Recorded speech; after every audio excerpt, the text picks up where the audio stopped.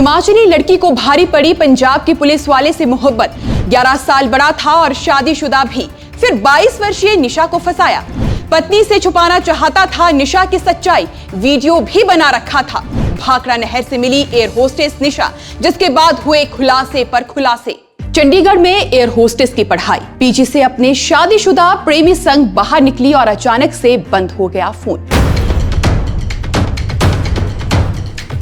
हिमाचल की निशा सोनी के साथ आगे क्या कुछ हुआ या फिर हुआ होगा, ये आपको तफसील से बताएंगे, इसलिए वीडियो को पूरा देखें और शेयर भी जरूर करें।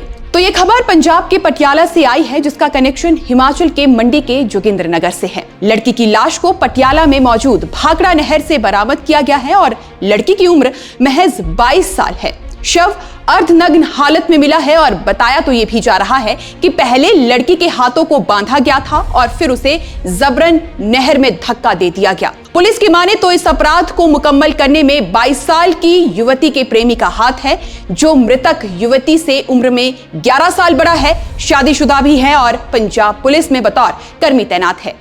तो फिर क्या है हिमाचल और पंजाब के बीच उलझी इस खबर का पूरा सच? कौन थी वो युवती जिसका प्रेमी पुलिस वाले ने ही कर दिया कत्ल? कत्ल से पहले आखिर क्या कुछ हुआ था और परिजनों को कैसे लगी इस वारदात की खबर? आइए इन सभी सवालों का जवाब भी जान लेते हैं। तारीख 20 जनवरी, जगह चंडीगढ़। हिमाचल के जोगिंद्रनगर स्थित पंचायत मसौली के सेरू गांव की निशा का फोन अचानक बंद हो जाता है। घबराए परिजन पहले तो कुछ घंटे इंतजार करते हैं, मगर अनजान शहर में बेटी का फोन बंद आने के बाद तुरंत पुलिस थाने में जाकर बेटी की गुमशुदगी की रिपोर्ट दर्ज करते हैं। बेटी के फोन का इंतजार कर रहे परिजनों को 22 जनवरी के दिन पंजाब के पटियाला में संगरूर मार्ग पर भाखड़ा से मिले एक अनजान शव की शिनाख्त के लिए फोन आता है। परिजन पटियाला के राजेंद्र अस्पताल के मोर्चरी में शव की शिनाख्त के लिए पहुंचते हैं और बरामद हुआ शव उनकी बेटी निशा सोनी का ही निकलता है। पुलिस बताती है कि उन्हें निशा का शव अर्धनग्न अवस्था में मिला था और उसके हाथ रस्सी से बंधे हुए मिले थे। इस बीच निशा सोनी के शव की तस्वीरें सोशल मीडिया पर भी वायरल हो जाती है और लोगों में भी मामले को लेकर रोष बढ़ जाता है। मगर अब पुलिस के सामने भी सबसे पहला सवाल ये था कि आखिर 22 साल की निशा सोनी के साथ हुआ क्या था और हिमाचल की बेटी चंडीगढ़ से पंजाब कैसे पहुंच गई? परिजनों से इस बारे में पूछताछ की जाती है तो पता चलता है कि मंडी के सेरू गांव की निशा 3 साल से चंडीगढ़ में रहती थी और यहां पर एयर होस्टेस की ट्रेनिंग कर रही थी। कुछ दिनों पहले ही वो छुट्टियों में परिजनों से मिलने के लिए अपने घर जोगिंद्रनगर आई थी, जहां से वो बीते सोमवार को ही सेक्टर 34 चंडीगढ़ में अपने पीजी के लिए रवाना हुई। मगर इसी बीच निशा का फोन बंद हो गया और अगले दिन यानी 21 जनवरी की शाम को भाखड़ा नहर से निशा का शव बरामद होता है, जिसके बाद पुलिस तफ्तीश को आगे बढ़ाती है और पहुंच जाती है निशा के चंडीगढ़ वाले पीजी पर, जहां सीसीटीवी फुटेज को खंगालने पर नजर आता है कि 20 तारीख को निशा एक युवक के साथ पीजी से बाहर निकलती हुई दिखाई दे रही है।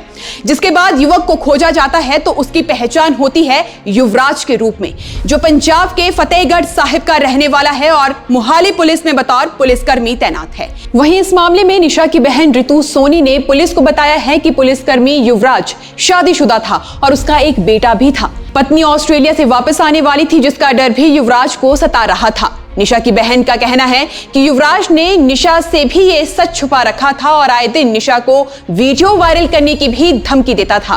निशा की बहन के मुताबिक युवराज और निशा की 5 महीने पहले ही दोस्ती हुई थी और निशा को युवराज शादी का झांसा भी देता था।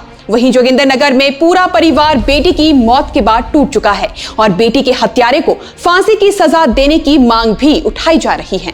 ऐसे में तमाम सबूतों को मद्देनजर रखते हुए निशा से उम्र में 11 साल बड़े 33 वर्षीय शादीशुदा आरोपी युवराज के खिलाफ हत्या का मामला दर्ज कर उसे हिरासत में ले लिया जाता है। मगर अभी तक किसी को भी इस बात की जानकारी नहीं मिल पाई है कि आखिर उस रात निशा के साथ क्या कुछ हुआ। युवराज निशा को कैसे और क्यों चंडीगढ़ से बाहर ले गया और रोपड़ के पथरेड़ी गांव के पास उसे नहर में धक्का दे दिया गया। धक्का देने के बाद वो वहां से कैसे भाग गया और कहां गया, और इन सभी सवालों के जवाब पुलिस द्वारा अब तलाशे जा रहे हैं।